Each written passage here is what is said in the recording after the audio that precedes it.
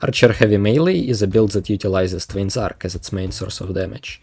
The hardest thing to leverage when using Twain's Arc is a charge time of 1.2 seconds, which prevents you from walking or using spells for the duration, and has to be endured every 2 seconds if you don't want to lose potential DPS.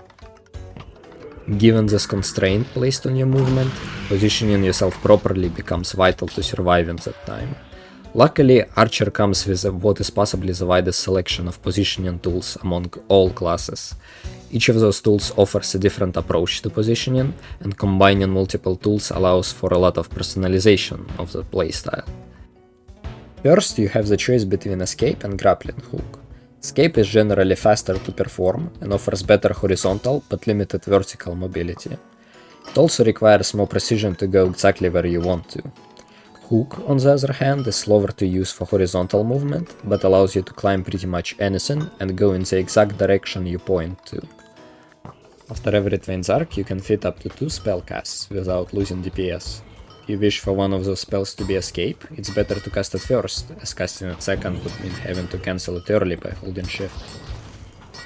Both allow you to quickly adjust your position as a way to gain distance or better angles, but neither is enough to guarantee safety when fighting in enclosed spaces.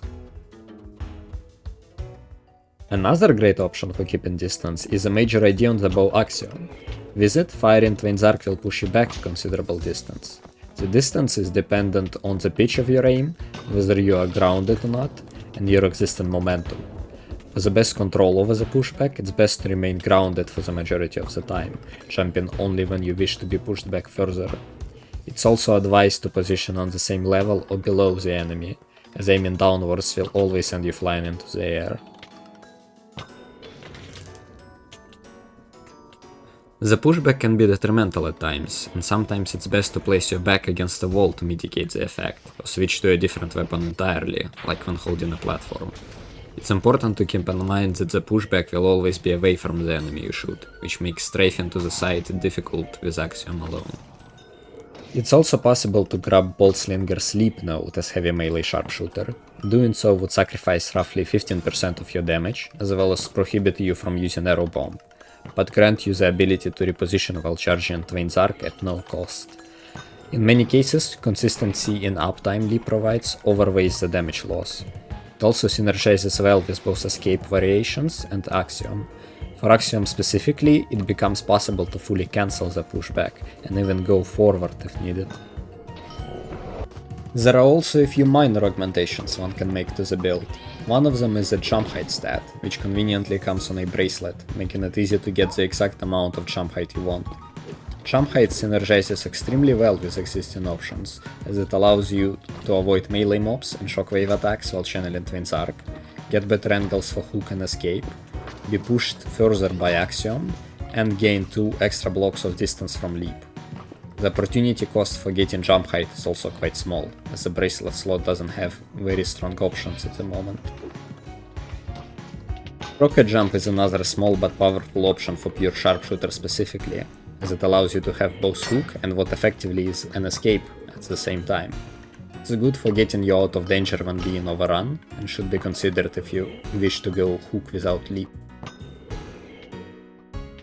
Spectral Hover, as a note, doesn't do much in combat, as you aren't able to channel Twain's Arc mid-air, but serves as a convenient tool for getting around, as well as extending your airtime when using Ghostly Trigger.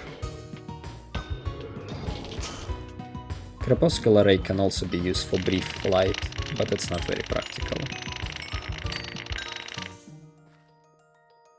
All these options can be mixed in any way you wish, but here are the 3 main combinations I personally would recommend.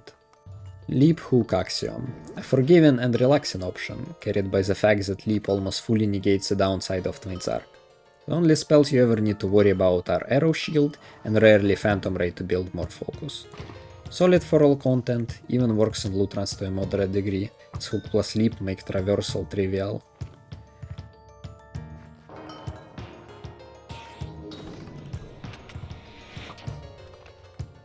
Escape Pure Sharpshooter. Great option for open arenas, and if you are good enough at using Escape, it's pretty decent in some loot runs. Not having Hook makes Sky Islands and Canyon unbearable though, and your strafing ability is limited. Spellcasting is a bit more intense, as you have to arrow bomb frequently to proc coursing restraints, and use escape more often. In return, you are rewarded with higher damage potential than the leap tree. Both of these can be played with or without Axiom, but it is generally advised to use Axiom if possible, as it provides roughly 15% more damage over other bows simply due to its higher base. Last build I would recommend is Hook Axiom Pure Sharpshooter, by far the most intense way to play, as you have to constantly use Hook to reposition, which means a lot of flailing the camera around, and trying to get 2 spells off between Twain's arcs. In return you get excellent vertical mobility, higher damage potential than the leap tree, and have an easier time strafing than with escape. To maximize damage, you want to attack off cooldown, meaning that you need to start holding shift whenever your attack cooldown is about halfway done. Every 3 hits you do with your main attack, you will get the opportunity to use a powder special, which will need to be aimed differently than normal arc. Think of it as throwing a grenade. When fighting mobs, getting your powder special off will most likely put you at full health, meaning that if you can survive 6 seconds in a fight, you can sustain the fight indefinitely. In between shots you will be using Arrow Shield, sometimes Escape, and occasionally Phantom Ray or Arrow Bomb for extra damage. Once you are comfortable with that 6-second cycle, you can incorporate Ghostly Trigger in it. Ghostly allows you to fit an extra 900% damage burst into the cycle, at the cost of extending it to 7 seconds. To activate it, all you have to do is use Escape or Hook. During the airtime, you can shoot up to 3 shots of your Twin's Arc in rapid succession. Shooting all 3, however, is not the optimal way to do it, as you will only get 10% charge on your powder special. Instead, use Escape or Hook. Fire exactly 2 shots, then hold shift and fire the 3rd shot after you land. This will make it count as a regular attack and give you the full powder special charge. You can do this at any point of your 7-second cycle as long as your powder special isn't charged. Also, before using Ghostly Trigger, wait for your attack to come off cooldown, otherwise you will spend unnecessary time waiting mid-air.